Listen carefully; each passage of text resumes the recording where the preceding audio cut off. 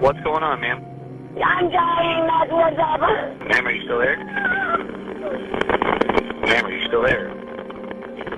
All I've got is she's telling me she's dying. On January 12th, 2008, 18-year-old Sarah Saeed called 911 to report the murder of herself and her 19-year-old sister, Amina Saeed. Found in their father's taxi, Sarah had been shot 19 times, while Amina had been shot twice. Their father was nowhere to be found, and the case of the murdered girls led to a 15-year manhunt for a man the FBI listed as one of the top 10 worst criminals. But what exactly happened to the sisters? Where was their missing dad? And how did forbidden love lead the two sisters into their untimely graves? A cab in our cab stand. Doesn't appear that there's a driver, but there are two people inside the cab, one in the passenger seat and one in the rear of the vehicle. One of the people in the passenger seat looks like she's hunched over, and she has blood coming from her ear.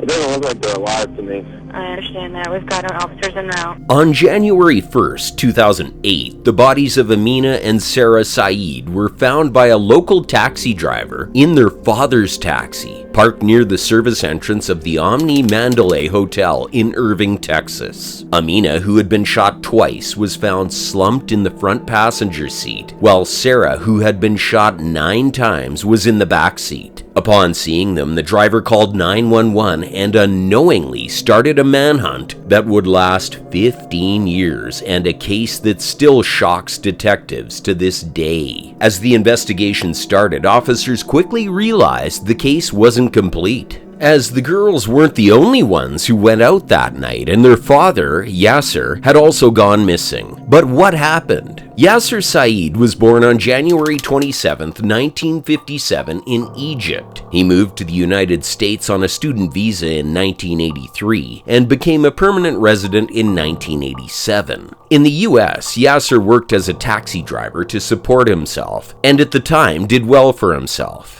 In February 1987, the then 30-year-old Yasser married an American woman named Patricia, who shockingly was just 15 years old at the time. As expected, Patricia's sister opposed the marriage, but Patricia went through with it because she wanted to escape from her family's financial situation and believed Yasser was wealthy due to his property in Egypt. For Patricia, religion was no barrier, and although she was raised as a Southern Baptist, she was initially intrigued by Yasser's religion, culture, and charm. Yasser promised Patricia a life of luxury, but about 6 months into their marriage, his behavior changed drastically as he became extremely controlling and physically abusive toward Patricia, and over time he began to express hatred toward her family. However, despite these issues, they had 3 children together, 2 daughters, Amina, who was born in 1989, and Sarah, who was born in 1999. They also had a son, Islam, together in 1988 before the girls.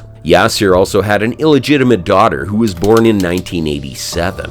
On the outside, Yasser seemed like the ideal dad and a hard worker. However, the way he treated his family, particularly his girls, was the complete opposite. See, behind closed doors, Yasser was extremely controlling and physically abusive. Patricia would later state that Yasser began to push her around and that she caught him cheating on multiple occasions. However, the true extent of Yasser's character came out when he was dealing with his daughters. Yasser would often spy on his daughters by video or audio recording them without their knowledge. Sometimes he would even film them and make crude comments about them. This is illegal. Do I videotape you when you're sleeping? He was known to be extremely controlling and took his abusive behavior to terrifying levels, as he would often spy on his daughters, both with video and audio recordings without their knowledge. Wow, look at these eyes. If I put my eye on you, I'm gonna get sick now. He not only filmed them, but also made crude and inappropriate comments about them, making the girls extremely uncomfortable around him. nice legs. I got this. Take this blanket from this one in the back. No! Go. No! Get away! Yeah. No! On the flip side, Yasser's son Islam was treated like an heir and was given much more freedom than the girls, as Yasser saw him as the future man of the house and treated him specially. Surprisingly, Yasser's obsessive surveillance extended outside the house, even to the girls' workplace, as he made videos of Sarah at her after-school job, where she worked at a convenience store. She smiled to the customers. Bubba, she has to. Part of her job.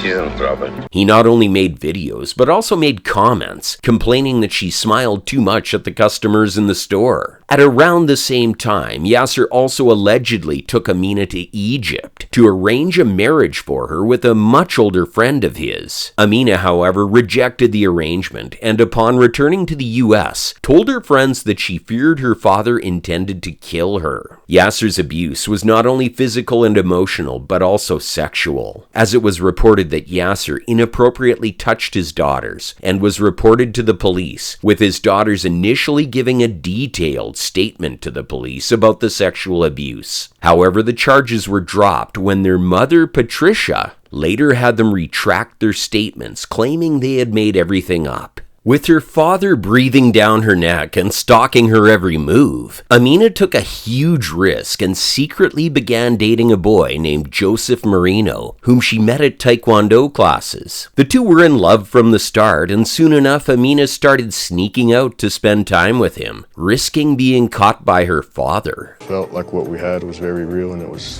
very much worth fighting for. She walked in and I was like, oh man, who is that girl? And I was immediately attracted to her. It didn't take much time for us to start a serious relationship. Sadly, after a while, Yasser discovered the relationship when he found a note Amina had written to Joseph. Upon discovering the note, Yasser confronted her violently, demanding the boy's name, but Amina refused to tell him who it was, claiming she wrote it to an imaginary friend despite being beaten by her father. Filled with anger and obsession, Yasser moved the family to a new house 20 miles away to further isolate and control Amina. Fed up with his behavior, in December 2007, Amina and Sarah, along with their mother Patricia, decided to run away to escape the abusive control of their father. In order to do this, the girls reached out to Joseph, who was still maintaining a secret relationship with Amina, for help. After hearing their decision, Joseph promptly dropped out of school and began to save money to help the girls escape. The plan was to run away to Las Vegas, where Amina and Joseph would get married, and they would all start a brand new life. And so on Christmas Day in 2007, Patricia, Amina, and Sarah packed their belongings and fled to Tulsa, Oklahoma, where Joseph had family. They stayed there for a short time, hoping to find safety and start anew. And during this period, the girls experienced a glimpse of freedom from their father's oppressive control and began to feel a sense of hope. However, this didn't last long, as Patricia began to have second thoughts and, feeling guilty, reached out to Yasser without her daughter's knowledge. Yasser convinced Patricia to return, promising that everything would be fine and that he had forgiven the girls. And so on December 31st, 2007, Patricia told Amina and Sarah that they needed to return to their hometown to visit their grandmother's grave on her death anniversary. She promised they would not have to stay with their father and they would return shortly. Reluctantly, the girls agreed and returned with their mother, a mistake they would soon regret. Once they were back in town, Patricia revealed her true intentions, stating that they were going to stay with Yasser. On hearing this, Amina was terrified, felt betrayed, and flat out refused to go back to the house. She decided to stay at a friend's house instead, but this too wouldn't last. The next day, Patricia went to the friend's house, pounding on the door and insisting that Amina come home, claiming that Yasser had forgiven her and wanted her back. Under immense pressure from her mother, Amina finally agreed to return home and face her father father. To her surprise, Yasser was kind and claimed to have forgiven her. And on the evening of January 1st, 2008, Yasser said he wanted to take his girls out to eat. He put them in his taxi, kissed them, and prepared to head out. His wife asked to come along, but he claimed that he wanted some alone time to talk to his daughter alone, so she could not come. As the evening went on, Yasser took them both to Irving, where he parked the taxi and fatally shot both girls in the taxi. Amina, who was shot twice, died immediately, but miraculously, Sarah, who was wounded 9 times, managed to call 911 before dying, shouting, "Help, my father shot me. I am dying." What's going on, ma'am? I'm dying, that's what's up. Ma'am, are you still there? Ma'am, are you still there?